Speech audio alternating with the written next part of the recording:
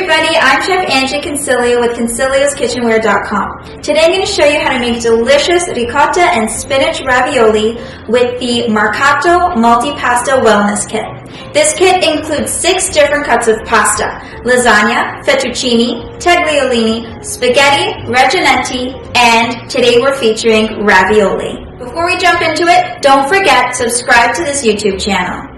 The Marcato Multipasta Wellness Kit comes with 2 instruction manuals. One to make regular pasta dough, and then the other one here is the recipe booklet for the ravioli. To get started with our pasta dough, we're going to use 500 grams of soft wheat flour. I'm using 00 flour, and 5 large eggs at room temperature. I'm going to whisk the eggs, and then I'm going to make a well inside the flour in the bowl, and then I'm going to start incorporating it, and then I'll knead it on the countertop.